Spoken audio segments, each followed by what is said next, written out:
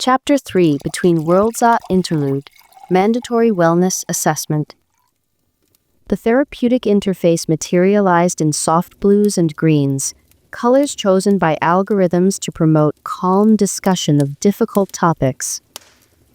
Each pixel pulsed with calculated wavelengths designed to lower cortisol levels and encourage honesty. Corporate empathy rendered in light spectrums that cost nothing to generate. The chamber's walls curved inward like a digital womb, their surfaces rippling with gentle waves that mimicked breathing patterns. Elara settled into the haptic chair that would monitor her vital signs throughout the session, synthetic leather warming to match her body temperature, with the eager precision of technology, desperate to seem human. Hundreds of microsensors pressed against her skin through the fabric of her regulation jumpsuit, each one cataloging heartbeats and hormone fluctuations with clinical hunger. The chair molded itself to her frame with pneumatic size, adjusting pressure points to optimize comfort while harvesting biometric data. "Good evening, Elara," the AI counselor said, its voice carrying the perfect blend of professional concern and artificial warmth, each syllable calibrated to match the vocal patterns of trusted authority figures from her psychological profile. Dr. Synthesis appeared as a middle-aged woman with kind eyes and graying hair, her digital features demographically optimized to inspire trust in subjects of Elara's background. Even her clothing, sensible cardigan, modest jewelry, had been selected by algorithms that analyzed thousands of therapeutic interactions. The avatar's breathing synchronized with Elara's own, a subtle manipulation designed to create unconscious rapport. When Dr. Synthesis blinked, microscopic pixels adjusted to show the perfect degree of concern in her expression. "How are you feeling today?" "Fine," Elara replied automatically, then caught herself as the chair's sensors detected the spike in her stress markers. The AI would parse micro-expressions invisible to human perception, analyzing facial muscle contractions that betrayed deception. "Tired, I guess. Work's been intense lately." Her fingers drummed against the chair's armrest, nervous energy that the sensors translated into data streams feeding the AI assessment matrix. Each tap registered as pressure, temperature, duration, creating patterns that spoke to anxiety levels and psychological state. "I see your VR session. Hours have increased significantly over the past month," Dr. Synthesis observed, consulting data that scrolled invisibly behind her gentle gaze. Charts and graphs painted the air in translucent overlays. Sleep patterns, neural activity. The jagged spikes of stress hormones that painted pictures of trauma in cellular chemistry. "From 4 hours daily to 6, sometimes 7. That's approaching the threshold for concern." "Concern for whom?" Elara shifted in the chair, its sensors adjusting to track her elevated heart rate, with the attention of a predator noting wounded prey. The leather squeaked softly against her jumpsuit's synthetic fabric, a sound that echoed in the chamber's calculated acoustics. Each movement triggered subtle adjustments in the room's ambience. Lighting slightly brighter, air circulation adjusted to carry the faint scent of lavender and safety. "The client pays well. Extra hours mean better resources for my brother." "Tell me about this client." "Your file indicates prolonged engagement with a single contractor. Unusual for NPC's work." The question hung in the air like a trap wrapped in concern, each word weighted with algorithmic precision. How much could she reveal without triggering investigations that might cost her the position entirely?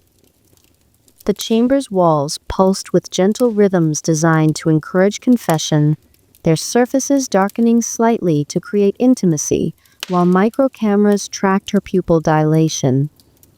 He's demanding, particular about his experiences. Pays premium for authenticity.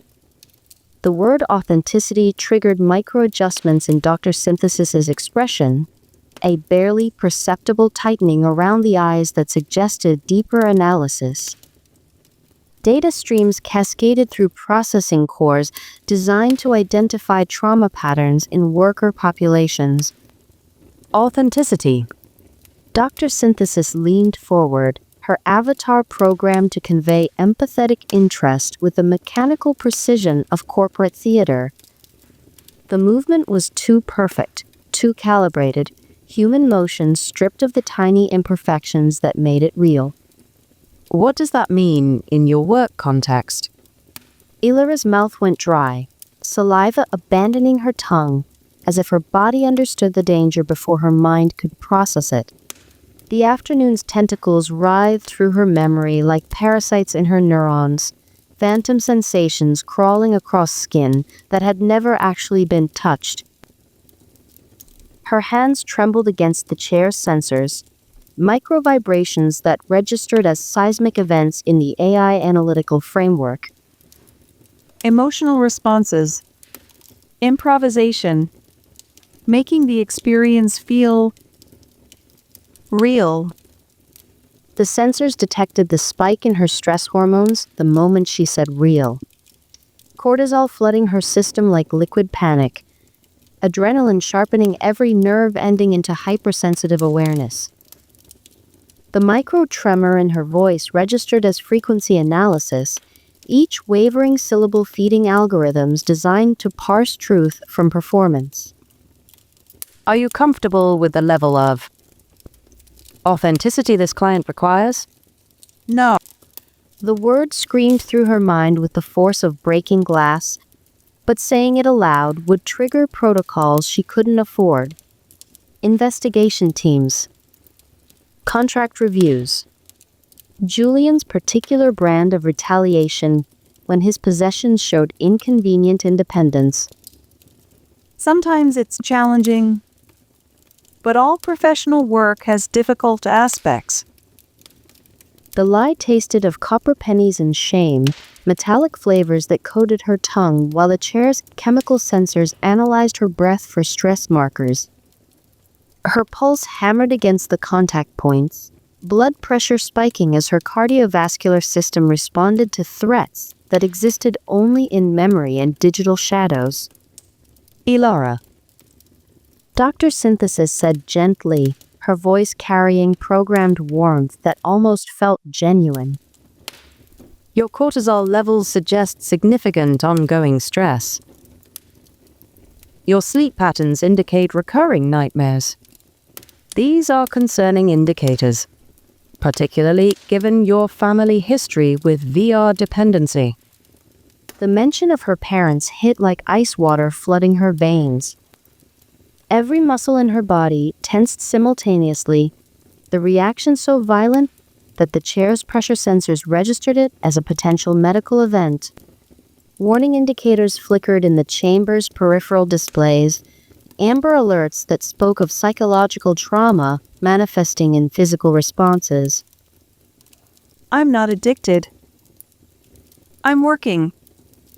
Her voice cracked on the last word, throat constricting around syllables that felt like swallowing broken glass. The chamber's acoustic dampeners absorbed the sound, preventing echoes that might multiply her distress into feedback loops. I understand. The distinction is important to you. But the physiological effects can be similar regardless of motivation. The AI paused, processing streams of biometric data in microsecond intervals. Her avatar's breathing pattern adjusted to match Elara's elevated respiratory rate, a manipulation so subtle it registered below conscious awareness. You mentioned this client pays premium rates. Are there special requests that make you uncomfortable? Elara stared at her hands, remembering how they'd shaken after Julian's modifications to their contracted scenario. Her fingers bore no visible marks from virtual tentacles, but the memory of alien flesh remained encoded in nerve pathways that couldn't distinguish between simulation and reality. The chair's sensors tracked her skin temperature as blood fled from extremities, primitive panic responses triggering despite the chamber's calculated safety. He likes to change things. Add elements that weren't discussed beforehand. Without your consent. The clinical phrasing made everything sound sterile, professional, manageable. Not like violation wrapped in starlight, and served with a side of financial desperation. The chamber's walls pulsed with sympathetic rhythms, their surfaces softening to deeper blues that spoke of corporate understanding and algorithmic empathy. It's complicated, She whispered. Dr. Synthesis processed the admission, cross-referencing Elara's biometrics with thousands of similar cases stored in vast databases of human suffering. Warning flags cascaded through assessment algorithms, escalating boundary violations, financial coercion, symptoms consistent with occupational trauma that statistics suggested would worsen without intervention.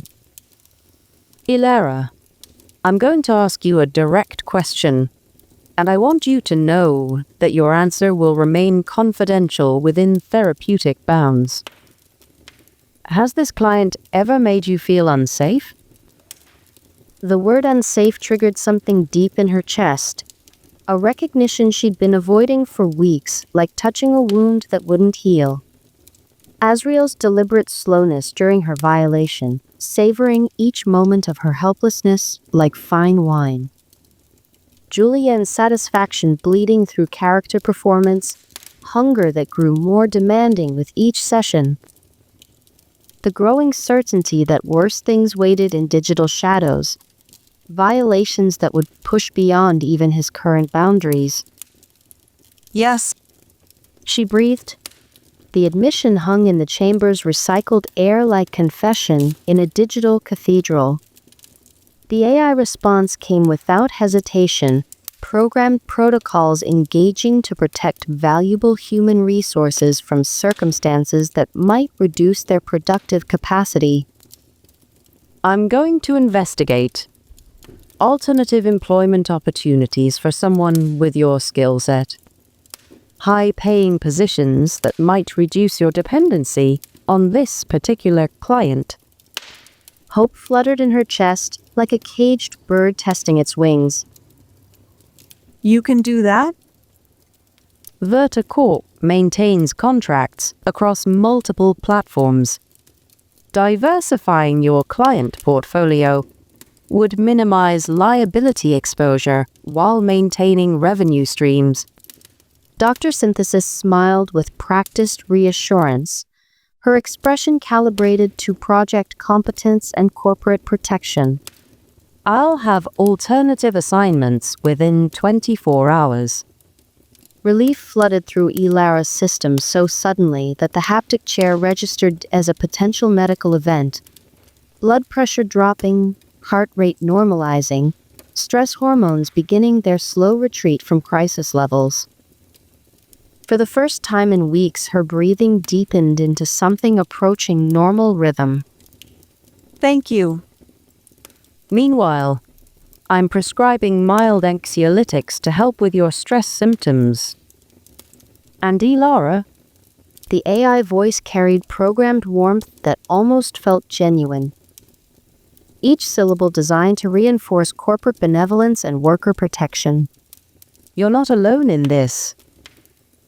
The system is designed to protect workers like you. The session dissolved into standard therapeutic blue, pixels dispersing like digital starfall, as the chamber returned to standby configuration. Elara found herself staring at her reflection in the darkened interface. One features marked by stress and sleepless nights, eyes that held the hollow look of someone who'd been performing survival for too long. But beneath the exhaustion, something else flickered. For the first time in weeks, Hope felt like more than just a luxury she couldn't afford. The notification chimed like salvation wrapped in pink light. Elara's hands stilled on the sustainment dispenser as her work tablet flared to life, casting rosy shadows across Pod 247C's utilitarian surfaces. The artificial sunset cycle had begun. Amber LEDs dimming through program sequences designed to simulate evening hours that existed only in collective memory. Light strips embedded in the walls shifted from harsh white to golden honey, their warmth more psychological than physical. Around them, the hub's mechanical symphony settled into night rhythms, air recyclers sighing like tired lungs, water processors humming their eternal circulation songs, the distant murmur of 1,000 other lives folded into identical spaces. Somewhere beyond their polymer walls, children cried and adults argued, and maintenance drones sang their mechanical lullabies to corridors that never knew true silence. New contract opportunity, Covenant server are the words hung in the air like a prayer she hadn't dared voice, pixels glowing with promise against the tablet's scratched surface. Each letter pulsed with soft light that painted her fingers in shades of possibility. Another job thing. Micah asked without looking up from his learning tablet, his stylus moving in careful strokes across geometry problems that seemed far too advanced for 14. Everything about her brother seemed accelerated. His understanding, his observations, his careful way of not asking questions that might hurt. The stylus scratched against the tablet's surface with sounds like whispered secrets, mathematical equations flowing across the screen, in patterns that spoke of intelligence, burning too bright for their gray world. Maybe. Elara's thumb hovered over the notification like a moth drawn to flame, the tablet's surface warming under her touch. Evening sustainment portions sat cooling between them, gray paste that had managed to taste more bitter than usual, as if their desperation seasoned everything with metallic disappointment. Just checking what's available. The words felt heavy with possibility and dread in equal measure. Covenant? She'd heard whispers about the legendary Permateith server in the maintenance corridors, where workers gathered during shift changes, voices dropping to reverent tones when they spoke, of players who risked everything for authentic experience. The kind of stakes that made wealthy clients pay premium rates for real consequences in a world where nothing else carried weight. The contract details bloomed across her screen like flowers made of light, each line revealing new possibilities. Opposition, Neri, court sorceress of Black Regeneration. Indefinite, minimum 20 hours weekly compensation. 300% standard NPCs rate thus special requirements. Advanced mystical roleplay, frontier settlement environment via 300%. Adis sauce. The number sent electricity through her exhausted nervous system like lightning through copper wire. Each digit promising possibilities she'd barely dared imagine. That kind of money could buy better nutrition supplements for Micah. Real vitamins instead of the synthetic substitutes that left him pale and tired. Black market flavor enhancers that might make their sustainment actually edible. Maybe even medical attention for the RWS symptoms that worsened each day. Nerve endings slowly forgetting how to distinguish between virtual sensation and physical reality. But it would mean reducing her hours with Julian. The thought settled in her stomach like swallowed glass, sharp edges cutting at hopes that felt too fragile to survive contact with reality. Julian didn't tolerate inconvenience from his possessions. The wealthy never did when their toys developed inconvenient autonomy. You're making that face again. Micah observed, setting down his stylus with deliberate precision. The gesture carried weight, When Micah stopped studying, something important was happening. His eyes found hers across their cramped table, 14 years old, and already too wise for comfort. The one where you want something, but think it'll hurt. Elara forced her expression into something approaching neutrality, muscle memory of performance taking over even in their private space. It's just complicated job stuff. Nothing for you to worry about. But Micah's gaze held the terrible clarity of someone who'd learned to read danger in the spaces between words. In the silences that followed questions nobody asked. Their shared survival had forged connections deeper than simple sibling affection, bonds that made deception as impossible as breathing underwater.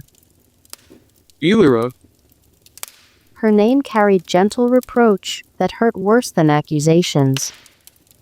Through the thin walls, their neighbor's evening coughing fit began its nightly ritual. Mrs. Koransky slowly drowning in recycled air and recycled dreams, her lungs painting wet rhythms against polymer barriers that provided privacy but not silence. I know about the bad client. The words hit like ice water flooding her veins. Elara's tablet almost slipped from suddenly nerveless fingers, its weight becoming unbearable as implications crashed through her mind like dominoes falling in chain reactions of panic. You don't know anything about... You talk in your sleep. Micah's voice carried no accusation, just the terrible patience of someone forced to grow up too fast. Each word fell like stones into still water, creating ripples that spread through everything she thought was safely hidden. And yesterday you came home shaking like you had fever, but your skin was cold. How much does he know? The thought crawled through her mind like contamination spreading through clean water. Had he heard her midnight sessions? The verbal responses that leaked out despite her efforts to stay silent? Did he know about tentacles and violation, and the taste of corrupted starlight on her tongue? Her hands trembled against the tablet's surface, micro-vibrations that spoke of control, slipping like sand through desperate fingers. Dreams? She managed the lie tasting of copper and shame. VR sometimes gives weird dreams. Micah studied her with eyes that held too much understanding, intelligence that burned like stars in a face still marked by childhood's softness. Outside their porthole window, the city's distant lights painted patterns across polymer walls, other lives, other choices, other impossible situations playing out in identical spaces throughout the hub's endless corridors. The silence stretched between them like a held breath. The new job? He said finally, each word chosen with surgical precision. It's different than the current one. Different server. Different environment. She couldn't quite bring herself to lie completely, not when he looked at her like that. As if her honesty was the only thing standing between them and some unthinkable catastrophe. More challenging but better pay. And the bad client wouldn't be there. It wasn't a question.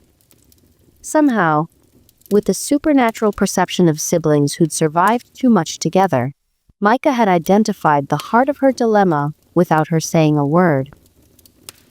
His stylus lay forgotten beside equations that promised theoretical futures in a world that dealt only in harsh realities.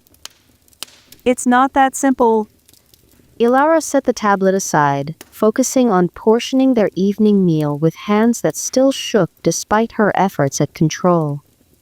The routine provided cover for racing thoughts, familiar motions that anchored her to the present when memory threatened to drag her back to digital violations.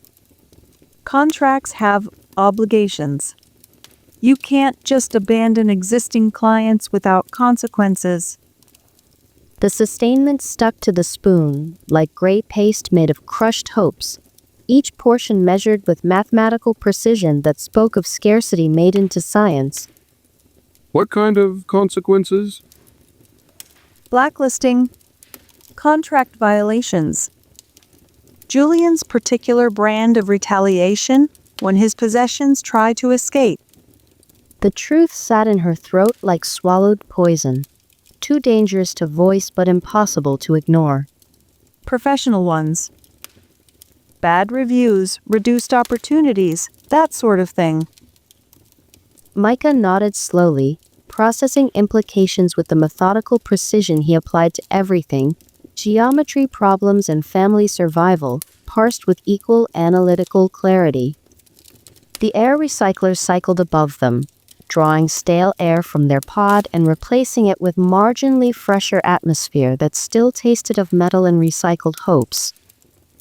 The mechanical rhythm provided background to thoughts too dangerous for words. You're scared of him. He said quietly. The words hung between them like an exposed nerve, truth too sharp to touch but impossible to ignore. Not accusation, simple recognition of what they'd both been avoiding, like a wound that wouldn't heal. Elara's hand stilled on the spoon, sustainment paste cooling into unappetizing lumps that resembled everything wrong with their carefully controlled existence. I'm careful around difficult clients. She corrected, but the words sounded hollow even to her own ears. Performance so practiced it had worn grooves in her vocal cords. Mom was careful too. Micah's voice carried no reproach, just the terrible clarity of someone who'd watched patterns repeat like clockwork mechanisms, grinding toward inevitable conclusions. And Dad, they were always careful about their sessions, their clients, their opportunities. The comparison hit like a physical blow, each word striking nerve endings still raw from too much truth. Their parents, lost to VR addiction's final embrace when the line between virtual and real dissolved completely. Found in their haptic suits 3 days after their last session ended, consciousness scattered across digital realms that felt more real than reality ever could. Bodies breathing but minds gone, leaving behind children who'd learned to survive on careful lies and careful hope. This is different. Elara whispered. Here? The question echoed in the pod's artificial silence, bouncing off polymer walls that had witnessed too many impossible choices. Around them, the hub's nighttime sounds painted a portrait of 1,000 lives making similar calculations. Arguments through thin walls, children crying themselves to sleep, the mechanical whisper of systems designed to keep human cargo functioning at minimum expense. Each sound spoke of survival balanced on knife edges, sharp enough to cut souls. I won't let that happen. She said finally, words carrying weight that threatened to crush her chest. To us. To me. I promise. Micah's expression softened with something that might have been relief, tension bleeding from shoulders that carried too much responsibility for someone who should still believe in easy answers. The new job would help? Maybe. She resumed distributing their meal, hands steady despite the storm of possibilities raging in her chest like caged lightning. It's different work. More independent. Less personal. The last word came out smaller than intended, carrying implications that made her stomach twist with recognition. Julian's growing demands, his hunger that fed on her discomfort, like parasites consuming host tissue. Then you should take it. The simple conviction in his voice almost broke her heart. 14 years old, and already capable of parsing complex emotional situations with surgical precision. Too mature, too aware, too willing to sacrifice for futures that might never come. His belief in her strength felt like armor she didn't deserve, and couldn't afford to lose. It's not that simple. She repeated, but her resolve was already shifting like sand beneath receding waves.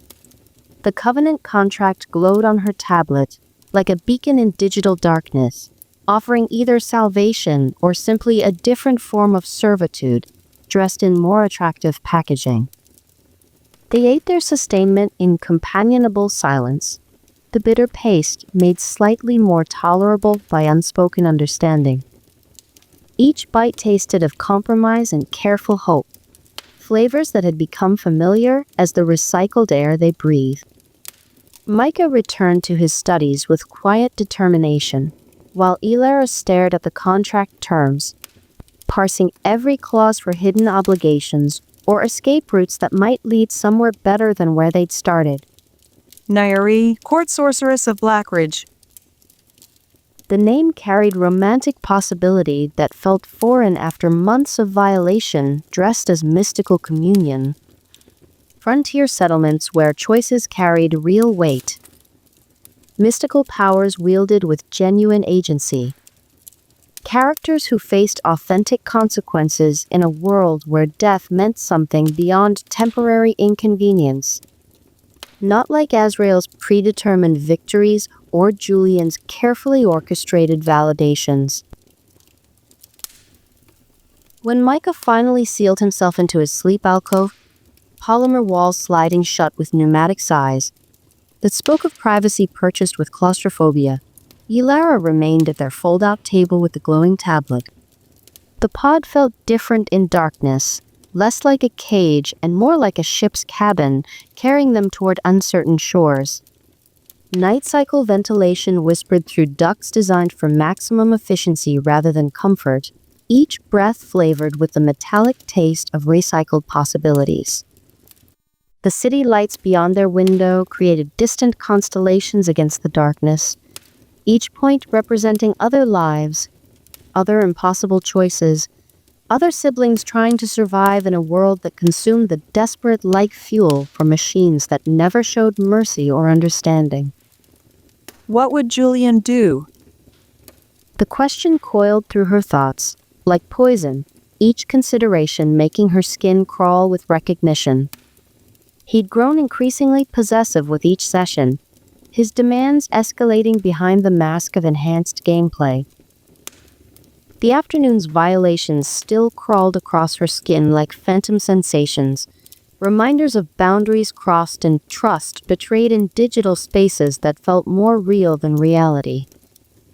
But Julian paid premium rates that kept them fed and housed. Julian held their survival in his digital hands like a weapon he was learning to use with increasing precision. And he's getting worse. The admission surfaced like contamination in recycled water, truth that had been festering beneath careful denials and desperate rationalizations. Each session pushed further into territory she hadn't agreed to explore. Tentacles today, what fresh violations would tomorrow bring?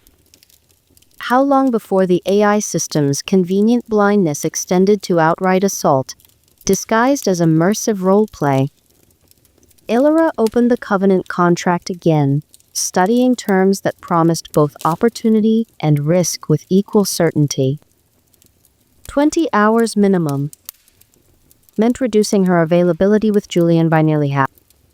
He wouldn't accept such limitations gracefully. The wealthy never did when their possessions developed inconvenient autonomy. But 300% rates meant financial breathing room that felt like oxygen after drowning. Better nutrition for Micah. Medical attention for her deteriorating condition. Maybe even enough savings to consider other options when contracts expired, and new possibilities emerged from digital horizons. Take the chance. Whispered the part of her mind that still believed in possibilities beyond gray walls and bitter paste. Before it's too late to choose anything at all. Her finger hovered over the acceptance interface like a moth drawn to flame. Digital signature required. biometric authentication that would bind her to new obligations while potentially freeing her from existing ones.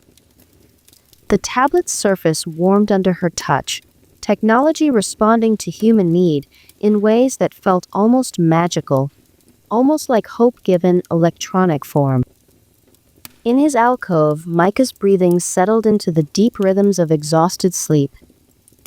Innocence preserved through her careful performance, childhood protected by lies that cost pieces of her soul.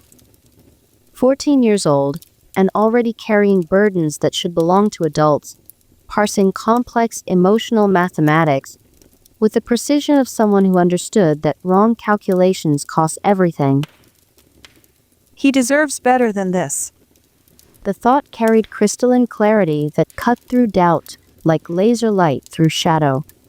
Better than sustainment, paste and recycled air, and a sister who performs violations for rent money. Better than watching her follow their parents' path into digital dissolution.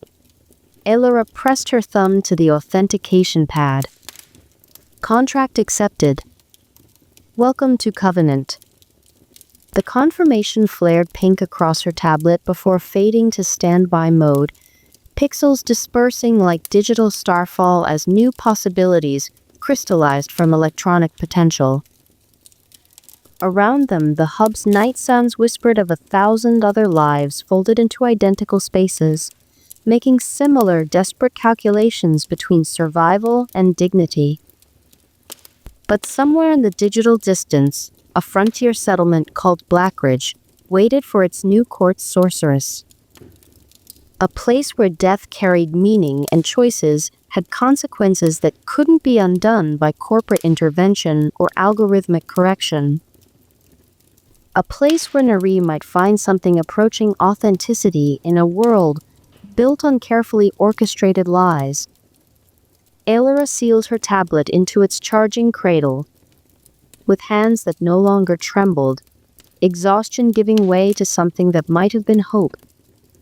The weight of decision pressed against her chest like gravity, both burden and relief, both ending and beginning. Tomorrow would bring Julian's reaction to her reduced availability. But tonight, for the first time in months, she fell asleep thinking about something other than tentacles, and violated groves and the taste of corrupted starlight. Tomorrow would bring Blackridge. Tomorrow would bring Neri. Tomorrow would bring change. Chapter 4: Blood and Balance. The obsidian cliffs rose like broken teeth against a sky that never quite decided whether to storm or clear, their jagged surfaces drinking light and reflecting nothing back. Violet lightning flickered between perpetual clouds with the irregular rhythm of a dying heartbeat, casting everything in the shadow reach with sickly illumination that made shadows dance where nothing moved. The very air seemed to pulse with each electric discharge, creating moments of stark clarity followed by deeper darkness that pressed against the eyes like physical weight. Ancient ruins dotted the canyon floor like scattered bones, towers that predated the current age rising from stone foundations, worn smooth by centuries of wind and rain. Their surfaces bore warnings carved in languages the dead had taken with them. Spiraling scripts that hurt to look at directly, symbols that seemed to shift when observed peripherally. The stones themselves felt wrong underfoot, too warm despite the perpetual twilight, as if ancient fires still burned in chambers far below. Vance adjusted equilibrium's weight across his shoulders, the massive greatsword's leather-wrapped hilt digging familiar grooves between his shoulder blades. The weapon's crimson runes pulsed in rhythm with his heartbeat, each pulse sending whispers of heat through the steel that spoke of power barely contained.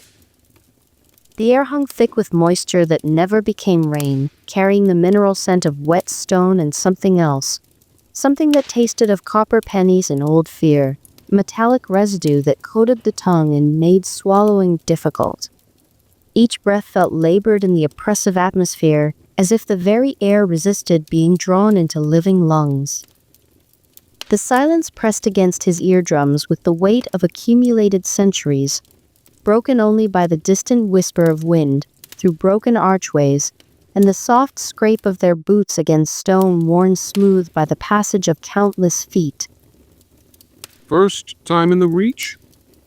Elak asked, his shield gleaming dull silver in the uncertain light that flickered between the violet lightning strikes.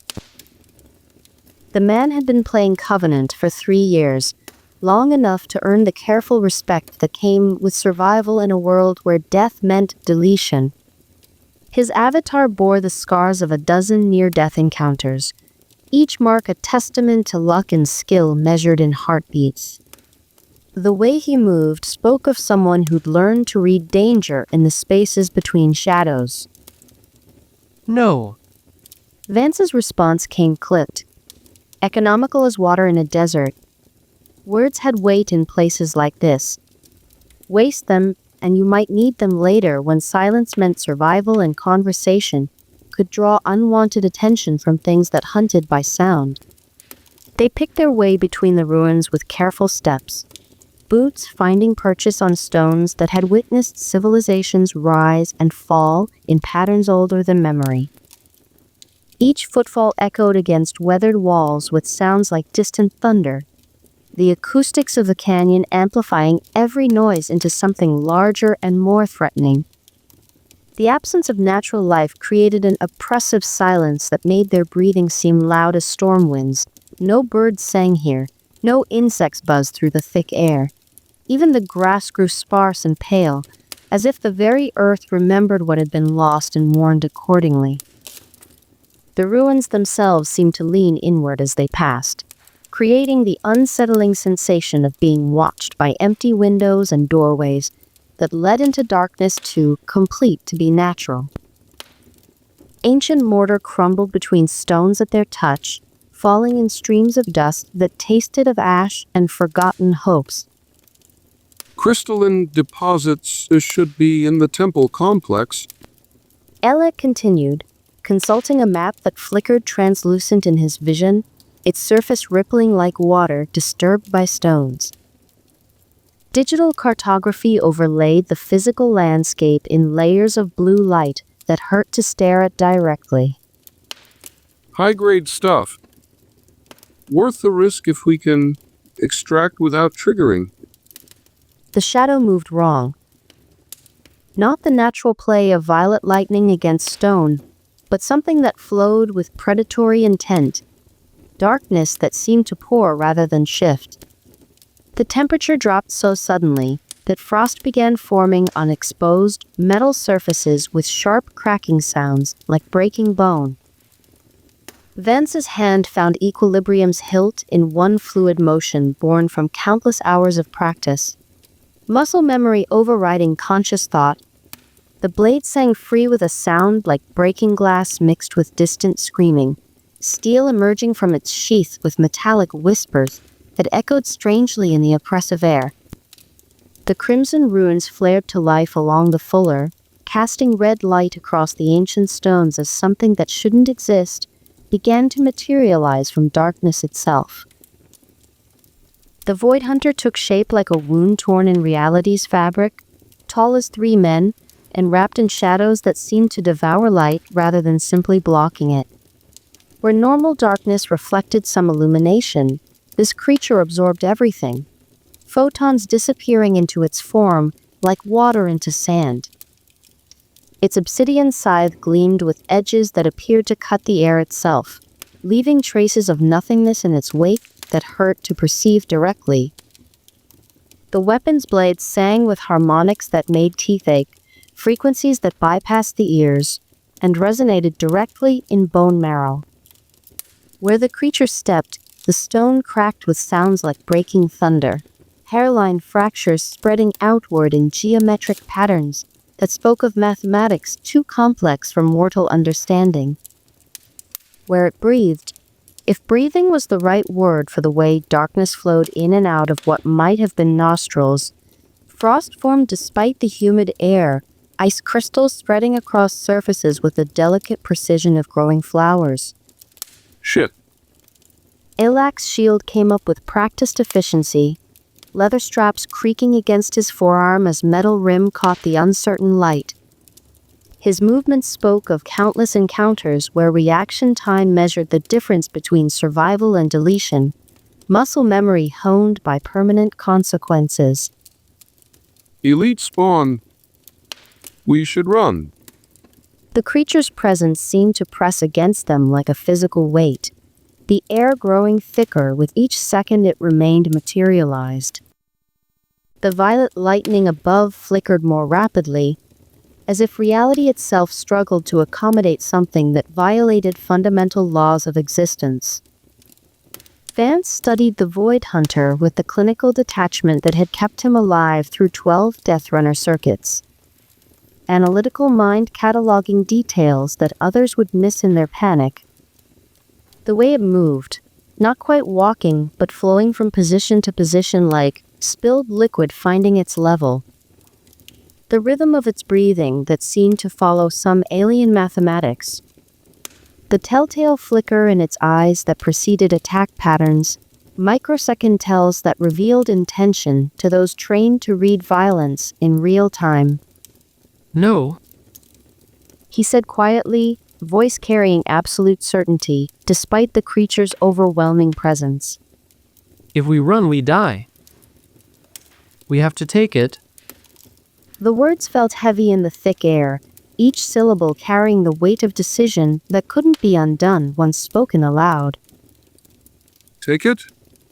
Elak's voice carried the particular note of someone questioning another's sanity, pitch rising despite his efforts to maintain composure. That thing's a permanate machine. One mistake and we're done. Forever. The finality of deletion hung between them like a blade. No respawning, no second chances. Months or years of character progression wiped away in seconds if the mathematics of violence tilted against them. The Void Hunter's head turned toward them with predatory precision that spoke of intelligence far beyond simple AI programming.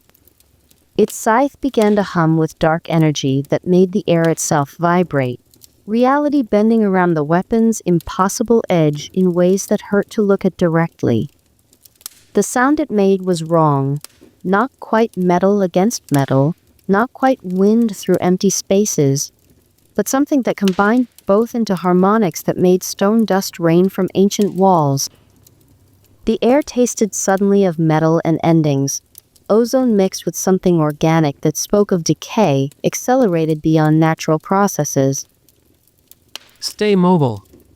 Vance's voice carried certainty born from standing at death's edge so often it felt like home, each word precise as a blade thrust. Don't let it corner you. When I give the signal, hit it with everything. What signal? But Vance was already moving.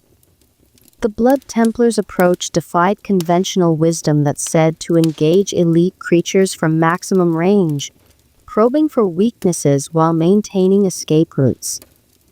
Where most players would circle warily, testing defenses with minimal commitment, Vance closed the distance with deliberate aggression that spoke of someone who understood that half measures meant death when facing overwhelming power. Equilibrium's crimson light painted the ruins in shades of war as he activated Blood Tithe, the signature ability that defined his dangerous class.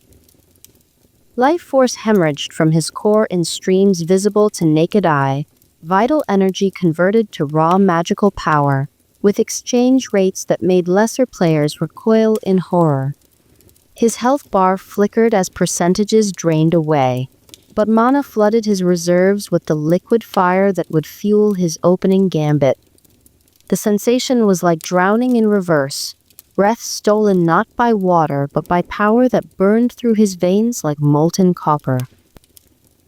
Each heartbeat sent waves of controlled agony through his nervous system, the price paid willingly for abilities that transcended normal limitations. The Void Hunter's scythe swept down in a crescent of absolute darkness, the weapon moving with speed that left after images burned against the retina. Air split along the blade's edge with sounds like fabric tearing, reality itself parting to accommodate forces that shouldn't exist in any sane universe. Vance slipped inside its reach with timing measured in milliseconds, closer than safety allowed but exactly where the mathematics of his class demanded.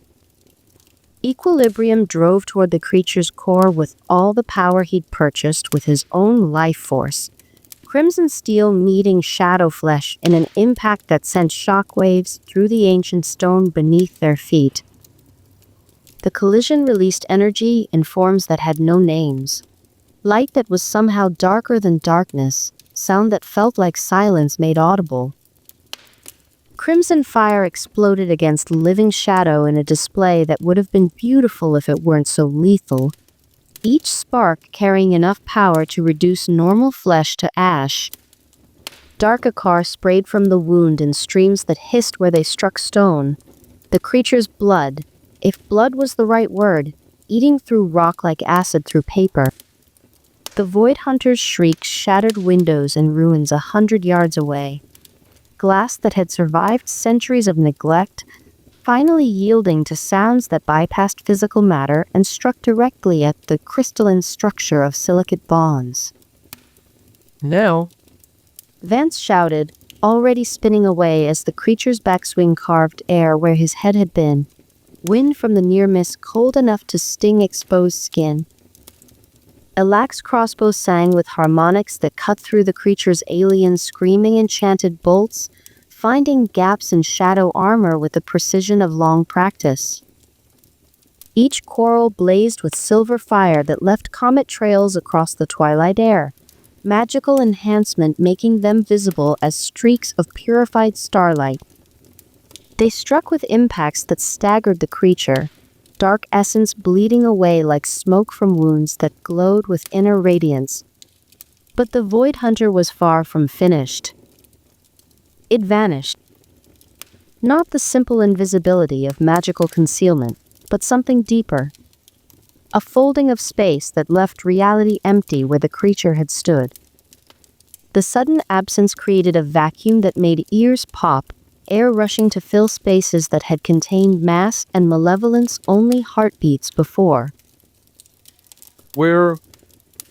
Ilak's question cut off as obsidian steel erupted from the shadows behind him, the creature rematerializing with surgical precision that spoke of intelligence, cruel enough to savor the moment before the killing blow.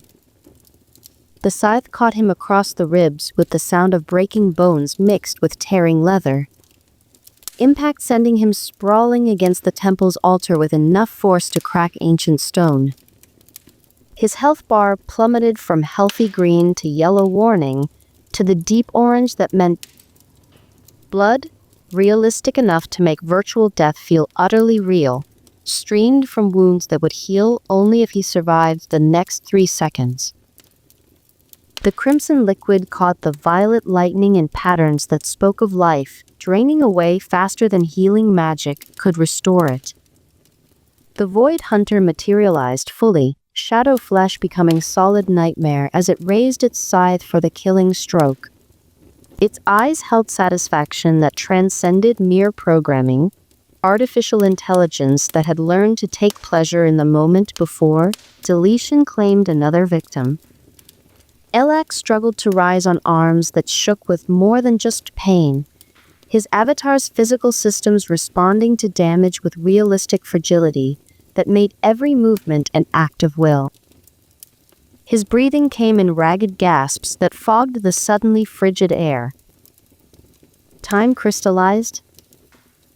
Vance saw the mathematics of the moment with perfect clarity born from countless hours of calculating life and death.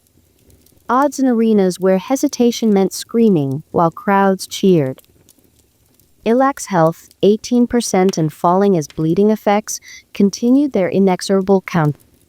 The Void Hunter's position, optimal for execution, scythe raised at precise angle for maximum damage. Distance to cover, 40 feet of broken stone and scattered debris. Time available, 2 heartbeats, maybe 3 before the blade fell.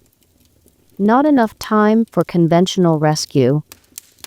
Not enough distance for anything but desperate measures that defied sense and safety in equal proportion. But Vance understood desperate measures better than most. Blood tithe erupted from his core like liquid fire made visible, not the careful measured drain he'd used for his opening attack, but everything. His life force hemorrhaging away in a torrent of crimson energy that painted the temple in light, the color of sacrifice willingly given. The world tilted dangerously as his health plummeted from full to a razor-thin 2%, vision graying at the edges as cellular functions struggled to continue with resources pushed beyond sustainable limits. But the energy found its target with precision that spoke of powers beyond mere technique. Scarlet barriers materialized around Elara just as the scythe fell, crystallized blood made solid through will and sacrifice. The protective shell caught the violet lightning in its faceted surface, reflecting the light in patterns that hurt to perceive directly. Impossible darkness met equally impossible defense in a shower of sparks that lit the temple like a star being born, each point of contact releasing energies that made the air itself scream in frequencies beyond human hearing. The Void Hunter's weapon skittered across the barrier's surface with sounds like fingernails on slate, magnified 1,000-fold. The killing blow, deflected by sacrifice, made manifest in geometric forms that spoke of mathematics too pure for mortal understanding. Vance swayed on his feet as the cost hit him like physical blow, each heartbeat a struggle as his nearly depleted health bar flickered red warnings in his peripheral vision. 2%. The razor's edge between life and deletion, maintained only by Deathrunner training that had taught him to function when most players would have collapsed unconscious. Edgewalking was an art form, and he'd practiced it in arenas where falling meant screaming while crowds cheered and betting odds shifted in real time. Elara staggered to his feet as the blood magic did its work, health flooding back through channels carved by sacrifice that transcended normal healing. His eyes found Vance's across the temple's breadth, wide with something between gratitude and incomprehension at what had just transpired. Together, Vance managed, though speaking felt like swallowing glass shards mixed with molten copper. They turned on the Void Hunter with desperate fury that transformed individual weakness into collective strength. Elara's shield work became a masterpiece of defensive art. Every block and parry buying precious seconds, while steel rang against obsidian in rhythms that spoke of skills honed by permanent consequences. Vance's blade carved reality into ribbons of light and shadow, each stroke guided by instincts that read violence like poetry written in blood and time. The creature fought with the inexorable patience of entropy itself, but it was wounded now, bleeding darkness from cuts that glowed with inner fire, its movements showing the first signs of damage that accumulated despite its otherworldly nature. Mortal after all, in ways that mattered when mortal determination met it blow for blow. The end came with anticlimactic suddenness that spoke of violence's true nature. Not the drawn-out drama of stories, but the brutal mathematics of force, applied until resistance failed. Equilibrium found the gap in shadow armor that Elara's crossbow had opened, crimson steel, piercing the Void Hunter's heart in a burst of light that banished every shadow in the temple complex. The creature's death scream echoed off obsidian cliffs with harmonics that made ancient stones resonate in frequencies they'd forgotten since their cutting, before fading to nothing that left silence more profound than the oppressive quiet that had preceded the battle. Silence settled over the ruins like dust after an explosion, broken only by their ragged breathing and the distant whisper of wind through broken archways. 2%. Elara said finally, staring at Vance's health display with the expression of someone witnessing something fundamentally impossible. You dropped yourself to 2%. For me, His voice carried disbelief that went beyond mere surprise, touching something deeper. The recognition that normal mathematics of self-preservation had been violated for reasons that transcended logical calculation. Vance retrieved equilibrium with movements that spoke of exhaustion held barely in check. The weapon felt heavier now, each motion requiring conscious effort that had been automatic only minutes before. You would have done the same. no. Elak's voice carried absolute certainty that cut through any comfortable lies. I wouldn't have. Nobody would have. This is Covenant. Death means everything here. The crystalline deposits glittered in the temple's depths like stars fallen to earth, their harvest worth enough to fund equipment upgrades for both characters.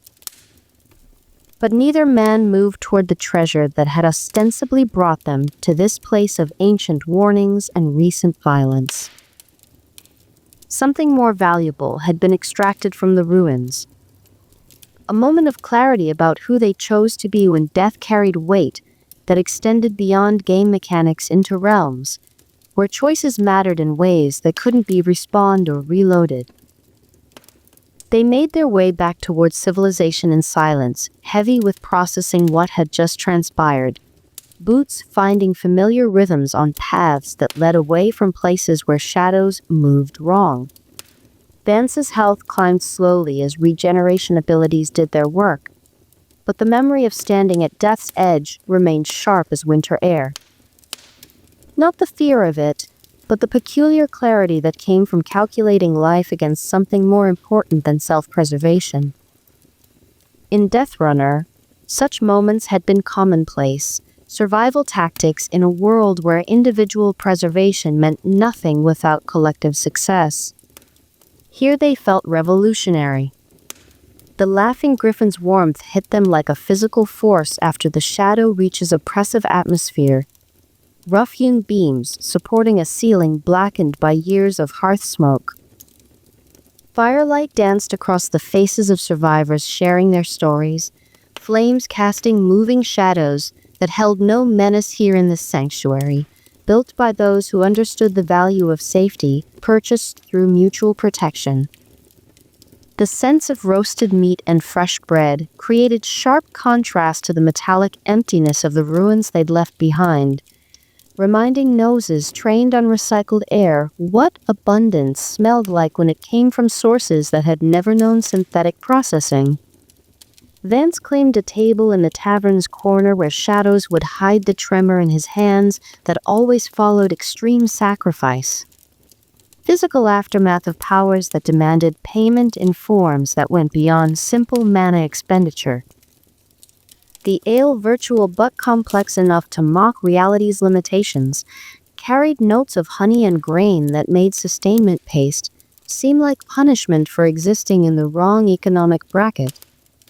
Tell them, Elak said, gesturing toward the other players who filled the common room with conversations that carried the particular energy of those who'd survived another day in a world where survival wasn't guaranteed.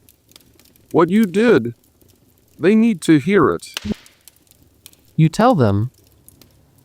Vance's response carried the finality of someone unaccustomed to being the center of attention, who'd learned in harsher schools that glory was a luxury for those who could afford to draw notice to themselves. In Deathrunner, glory had been a commodity for spectators to consume, while participants focused on the mathematics of staying alive long enough to see tomorrow. Here it felt equally unnecessary. So Elak told the story with voice that rose with excitement as he described the moment of sacrifice. Hands gesturing wildly as he recreated the scene for an audience that grew with each retelling. Players gathered around their table like moths drawn to flame, faces shifting from disbelief to awe, to incomprehension as they struggled to process what they were hearing. He dropped himself to 2%. Elak repeated, shaking his head as if he still couldn't quite believe his own words. 2% for someone he'd never met. The stunned faces around the table mirrored Vance's own confusion, though for different reasons that spoke to fundamental disconnects in understanding what cooperation meant when consequences carried permanent weight. They couldn't understand why someone would risk everything for a stranger. He couldn't understand why such risk felt like the only choice that mattered when faced with another's need. In Death Runner, solidarity had been survival arithmetic. You saved others because others saved you. And everyone understood that abandoning someone today meant being abandoned tomorrow when positions reversed and tables turned. But Covenant's players had never learned those mathematics, each operating as islands of self-interest, while hoarding their precious single lives against the possibility of permanent loss. Why? Someone asked, a mage with elaborate robes and nervous eyes that spoke of someone who'd learned to calculate risks in terms of character investment rather than moral obligation. Why risk it? Vance studied the faces around him. Good people mostly, but people who'd never stood in arenas where death was entertainment, and survival meant nothing without someone to share it with.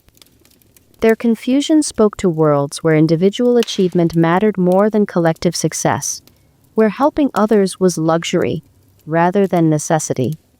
Someone had to. He said finally. The answer satisfied no one, least of all himself, but it was the only truth he had access to. Simple recognition that certain moments demanded action regardless of personal cost. That some choices transcended calculation and entered territories where right and wrong mattered more than risk and reward. Truth was another luxury that carried weight in places where lies could kill you, where authentic response mattered more than comfortable deception. The evening wound down with the comfortable rhythm of survivors processing their survival, stories shared over ales consumed, while the particular mixture of relief and adrenaline that followed cheating death slowly faded to the warm glow of another day, earned through skill and fortune in equal measure.